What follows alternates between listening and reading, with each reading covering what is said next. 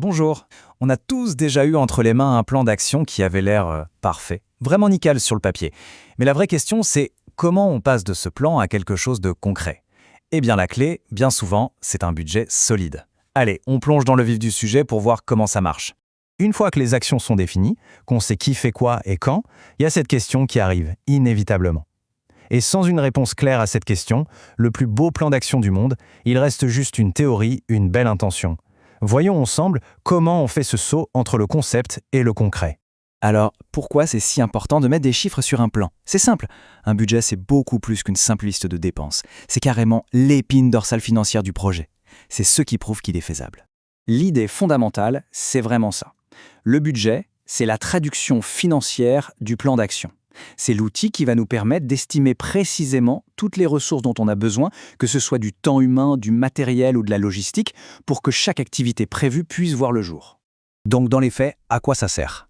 D'abord, ça permet de vérifier si le plan est réaliste, financièrement parlant. Est-ce qu'on a les moyens de nos ambitions? Ensuite, ça nous aide à anticiper les besoins, pour ne pas se retrouver bloqué en cours de route. C'est aussi un outil super puissant pour justifier nos choix auprès des décideurs. Et évidemment, c'est indispensable pour aller chercher des financements. Un bon budget, ce n'est pas forcément un gros budget, mais c'est toujours un budget cohérent. Bon, mais alors, comment on le construit, ce fameux budget? L'erreur la plus classique, c'est de rester dans le flou, de faire des estimations à la louche. Non, ici, il faut être rigoureux. Chaque tâche du plan doit être directement connectée à un coût bien spécifique. Cette phrase, c'est un peu la règle d'or, il faut vraiment la garder en tête. Chaque action, même la plus petite, a potentiellement un coût. Et à l'inverse, chaque ligne qu'on écrit dans le budget doit pouvoir être justifiée par une tâche précise du plan. C'est ça qui rend le budget transparent et surtout défendable. Pour y voir plus clair, c'est super utile de ranger les coûts par grande famille.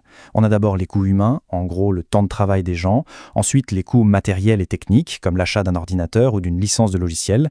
Il y a aussi les coûts logistiques, les déplacements, l'organisation d'un séminaire, ce genre de choses. Et enfin les coûts de fonctionnement, comme l'abonnement Internet ou les petites fournitures. Cette structure, ça change tout pour la clarté. D'accord, on a les catégories, mais en pratique, comment on s'y prend? Pas de panique, il y a une méthode toute simple et très structurée pour ça. Voici une approche en 4 étapes pour construire un budget qui tient la route et qui est facile à défendre. Alors, regardons ces étapes. 1. On reprend la liste complète des tâches du plan. C'est notre point de départ. 2. Pour chaque tâche, on se pose la question « De quoi a-t-on besoin ?» Du temps, un outil, un service externe, on note tout. 3. On estime le coût pour chaque ressource. Là, on fait des recherches, on demande des devis, on se base sur des tarifs connus. Et enfin 4, on calcule.